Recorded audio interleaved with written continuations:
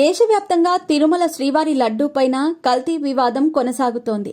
దేశవ్యాప్తంగా హిందూ ధర్మాన్ని పాటించే ఎంతో మంది ఈ ఘటనపై స్పందిస్తున్నారు.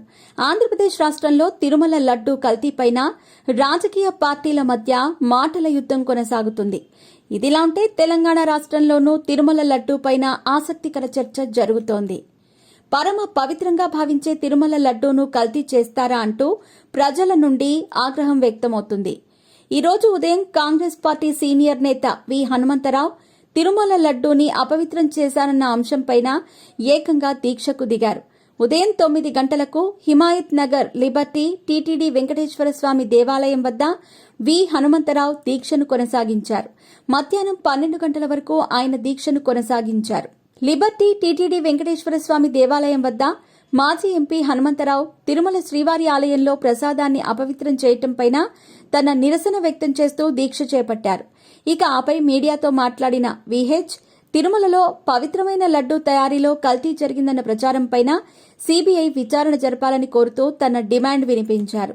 తిరుమల శ్రీవారి లడ్డూ ప్రసాదం తయారీలో కల్తీ నెయ్యి వినియోగించినట్టు పలు నివేదికలు స్పష్టం చేస్తున్న నేపథ్యంలో ఈ వ్యవహారాన్ని సీబీఐతో విచారణ చేయాలని ఆయన కేంద్రాన్ని డిమాండ్ చేశారు.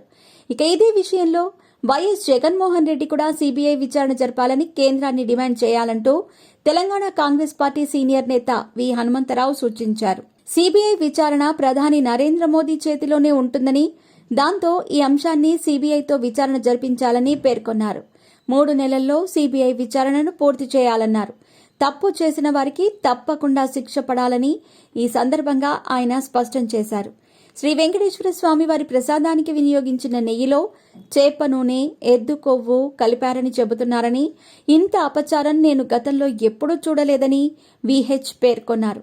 తిరుమలలో భక్తులను స్వామివారి దర్శనానికి పంపే విషయంలో అవినీతి జరిగిందంటే ఏమో అనుకోవచ్చు అని, తిరుమలలో భక్తులను స్వామివారి దర్శనానికి పంపే విషయంలో అవినీతి జరిగిందంటే ఏమో అనుకోవచ్చు అని, కానీ స్వామివారి ప్రసాదం తయారీలో సైతం అవినీత అంటూ వి హనుమంతరావు ఆగ్రహం వ్యక్తం చేశారు.